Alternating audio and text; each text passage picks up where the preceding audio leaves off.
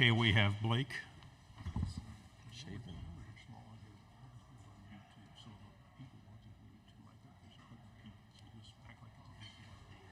All right, like on four. You said four.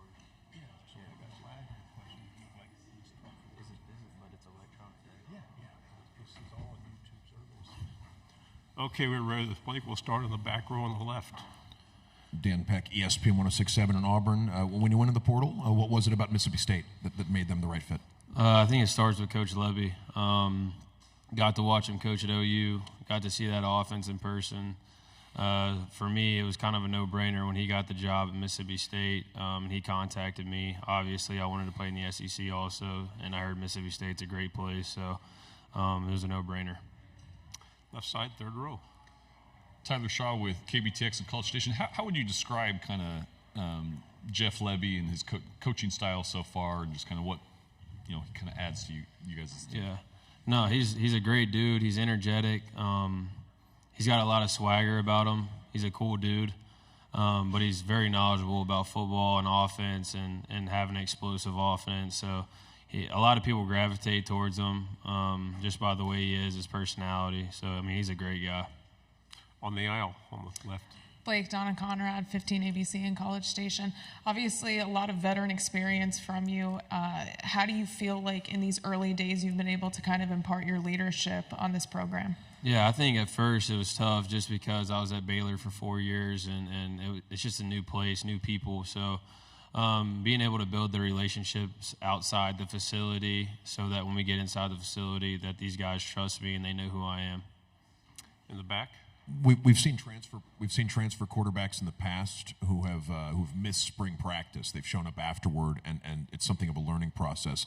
How beneficial is it that you got to go through spring practice with the team and you got those reps in? Yeah, it's very, very beneficial for sure. Knowing that, I get a whole spring, 5-6 weeks of training and going through the offense, the footwork, and everything that goes into it. Reps are everything, and so I got to have a lot of reps in the spring. On the aisle, on the right. Blake, David Edelstein from WJTV, the CBS station in Jackson, Mississippi. Asked you a lot today, but I've just got two more questions. One is, a lot of guys on this team are from Mississippi. You're from Louisiana, the South culture in football here. What is it about high school football in the South that prepares you guys to do so well in the big-time stage like this at the D1 level? And then also, I'm just wondering if you could tell me about your shoes. I wanted to ask about the creativity there.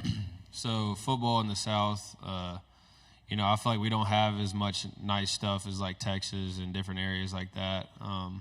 But there's a lot of good football being played in Louisiana all around. I know in our area there's a lot of good football, a lot of good players. I feel like that kind of goes under the rug a little bit of how many great players have came through my high school, through the high schools in my area. There's great coaches in the area too. But in my shoes, I got Shreveport and my number and Romans 12:12 on the left, and then I got a baby picture of myself on the right with all my family members' names on it. Front row on the right.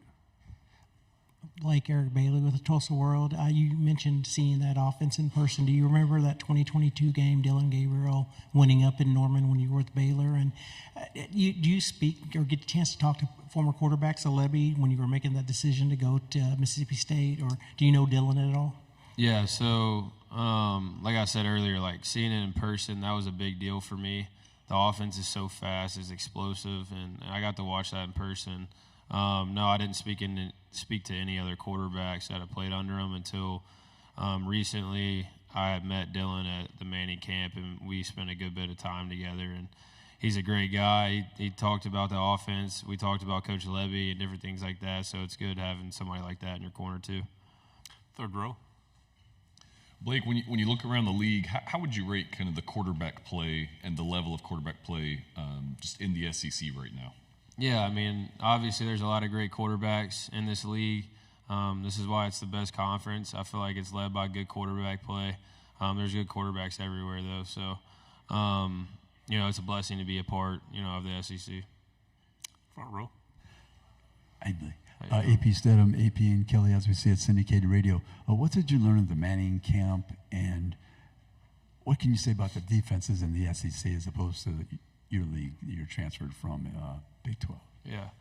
The Manning camp was a blessing. You know, I actually went to the camp as a kid, so just being able to be a counselor and get to experience that was a blessing. And obviously listen to Eli and Peyton, Archie and all those guys, just with the experience that they got was awesome. The difference in defense between probably Big 12 and SEC, I feel like in the SEC they're going to test your talent a little bit, and they're going to play a lot more press man and test your athleticism and things like that more probably than the Big 12. In the Big 12, there's a lot of zone coverage. You're going to see a lot of zone coverage in the SEC too, but in the SEC they'll test you a little bit more. On the aisle. Coach Levy talked about the closeness and camaraderie and the importance of having it for this group. How have you and your teammates been able to do that so far headed into this season? Yeah, I think, like I was talking about earlier, like hanging out outside the facility, you know, I feel like that's a big deal because you have to build these relationships before the season. Like, you can't just go onto a field and play with somebody you really don't know. So just hanging out, doing regular things like regular dudes do, I guess, and just building those relationships. The back. Blake, you were a big time baseball player coming out of high school. You chose football. Are you finished with baseball? And how did you make the decision to focus primarily on football? Yeah, I would like to say I am finished. I mean, it's hard to be like I'm done with baseball, but yeah, I'm probably done. And then what was the next? How'd you make the decision to focus on football rather than baseball? What factors led to that? So after my first year at Baylor, I went over to play baseball after the football season, and the quarterback coach was blowing me up every single day, like, come compete for the job. And next thing you know, I was over at baseball for like 3 weeks and then decided to go back and compete for the job. Are you amazed at the weight the Manning name carries in football, and particularly in Louisiana and Mississippi? Yeah, I mean, everybody knows who the Mannings are, and like I said, like, to be able to get to meet those guys, meet Peyton, Eli, and Archie, it was a blessing for me. You get to learn a lot of different things from them. Number of Super Bowls in that room combined through 3 of them, so it's a lot of good experience that I can take in. One thing Peyton has always been very proud of is it's a no-nonsense camp. It's not really set for autographs or any falderall. Was it really just pure football? Yeah, like it was. It was funny because they told us no autographs too when we got there. And Peyton was actually my favorite player growing up, so I could have easily been that one that asked. But yeah, it's strictly football. Final question. You know, going into the season, you know, and your teammates had said, you know, Mississippi State's kind of overlooked and you know, not a whole lot of high expectations. Do you embrace kind of that underdog role going into a season? Yeah, for sure. I mean, I think we all use that as fuel. You know, we're looked at. There's not a lot of expectations at the end of the day for us, and so I feel like that fuels us in a way that makes us want to go out there and prove a lot of people wrong. A lot of people wrong, and you know, I'm excited, and we're going to use that as fuel for sure. Thanks very much, Blake.